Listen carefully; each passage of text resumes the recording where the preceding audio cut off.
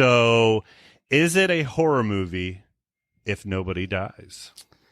Ooh, it's kind of it's made out to be a tough one, but in my eyes, absolutely yes. If it is absolutely a horror movie. I like how you paused, like you weren't sure what you were about to say next. No, all right. I have one movie. Dramatic effect. Yes, I have one movie that I'm going to spit out right now that defies this question. Poltergeist. Yeah. Poltergeist. But Jay, you just talked about another one. The Blair Witch Project doesn't have, somebody dying in it. I think there are lots of movies. I take the original Strangers. Now I know at the end, I don't know if they show her die actually at all. They just, the whole you were just here line. I guess the guy gets killed in the closet. I was going to say if she doesn't die at the end or they don't show it, do you consider The Strangers a horror? You know what I mean? Like but we all consider Poltergeist the horror movie and right. And if you kind of think about it too, I think we podcasted another movie too that falls in this category, which was Babadook. We didn't podcast it, luckily, because Babadook sucks. But I know there. Yeah. We did talk about it heavily though. Yeah. Because I think we did watch it. But Babadook is another one. I mean, just to name a few, April Fool's Day, one of my favorite movies from back in the 80s. Yeah, people die throughout the whole thing, but spoiler alert, it was all like a practical joke at the end. But I think that's two different types of things. I think if people die in the movie and then they come back to life, or we see that it's American Psycho, right? Or any of these things where at the end it's a fever dream, right? Or whatever it might be. To me, they died in the movie.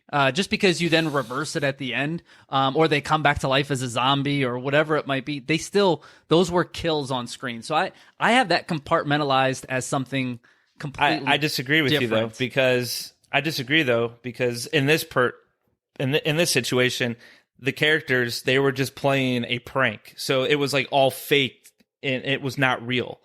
So in this scenario, I think it's truly part of this question. Once again, I understand why you're bringing it up to me. I just have it as two different. Now, I think both of them are, so I guess I never answered the question, but I do believe that if nobody dies, it can be a horror movie, as long as it has the other horror elements that, Jay, you like to talk about all the time. I think kills and deaths in like a horror movie are important to the movie, but it's not the end all be all in the movie. So if it has the other things, that makes it then it's a horror movie, right? Like when you look at Poltergeist, it's creepy at times, it's scary, it's kind of, it's suspenseful, it can be traumatizing. I mean, it's playing on emotions of kids and saving a family. There's a lot of things, but there's no with it. I don't know. Kirk, I'll give you a little rebuttal here.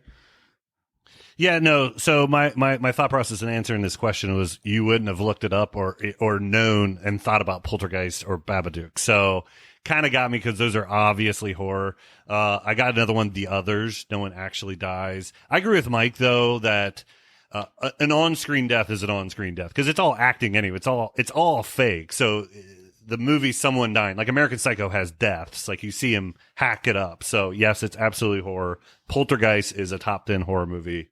Absolutely. So, yeah. Hey, look.